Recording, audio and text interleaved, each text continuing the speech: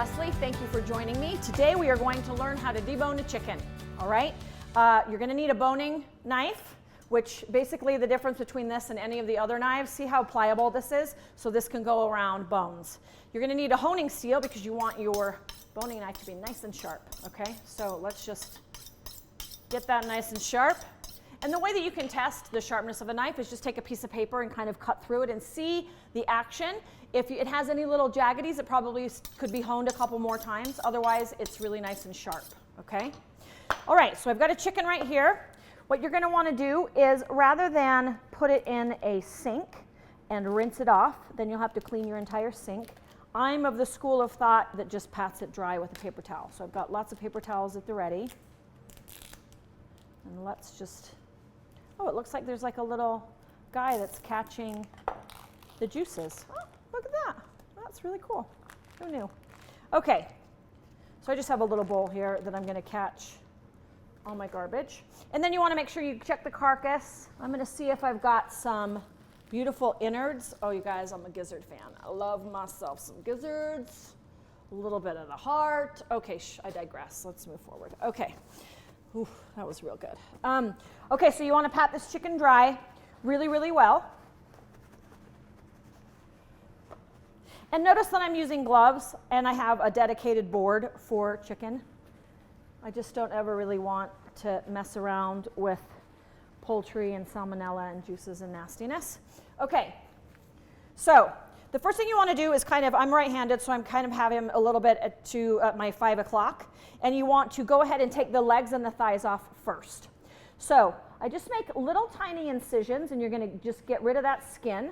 So you can see it kind of open right there. And I'm just going to continue to cut. Now, there's this beautiful thing called the oyster, which is sort of like right there on your hip, if I were chicken, but I'm not. So you want to make sure that you can grab as much of that as possible. Okay, and notice I'm just making tiny, tiny little incisions because I really don't want to ruin the meat. Okay, sorry, there's a little sound. You want to dislocate right there, and you can see the hip joint right there. So I'm just going to go ahead and cut that oyster and cut around that little joint and cut that guy right off. Okay, so that is considered an entire leg and thigh. Okay, let's go ahead and cut that in half and make it be the drumstick and the thigh. It's a little bit shorter than you imagine where it's going to be, but I like to just kind of give it a little pop, and that tells me exactly where I need to cut it in half. And there I've got my two pieces. Okay, I'm going to do the same thing with the other side. I'm just going to go ahead and release the skin, get down to that oyster in the back, dislocate that hip right there. You can see the ball. Come around and make sure you don't get the oyster and leave that on the carcass, even though that's going to make beautiful soup or whatever it is that you want to do. Okay. And cut right through there. Guys, I'm like off my game a little bit. Seriously. I think I need to go back to butchery class, which is my favorite class in cooking school, by the way. Okay, so I'm just going to go ahead and cut those two pieces apart. Just pop that little leg right there.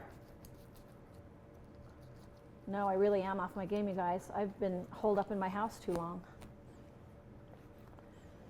Okay, two more pieces. Next, I'm going to go ahead and I'm going to do my wings. No, I'm going to do my wings next. I'm going to do my breast next is what I'm going to do. Okay, you want to go down the keel bone to the right side of the keel bone. Since I'm right-handed, I guess I could go left if I wanted to. And then you want to just follow your knife down the rib cage, trying to keep as much meat on the breast as possible. And then basically, I try to kind of cut up toward the wing. Now, this is called an airline breast if you keep the wing on the breast.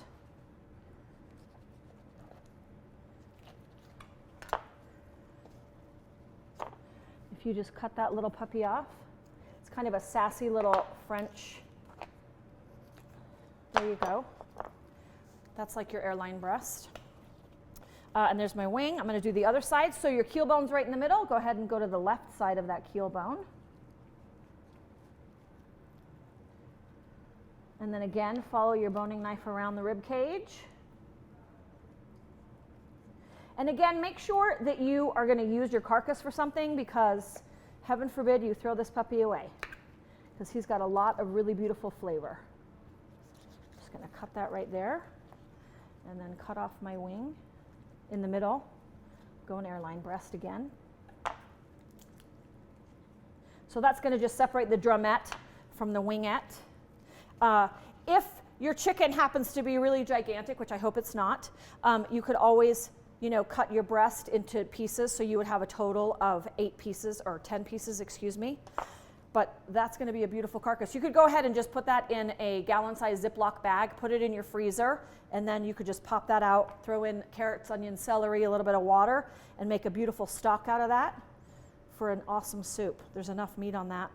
That'll be great. So there you go. That's how you bone a chicken. Thanks for joining me. Go to harmonsgrocery.com. Check out more videos on our Vimeo and our YouTube page. Thanks for joining. Bye.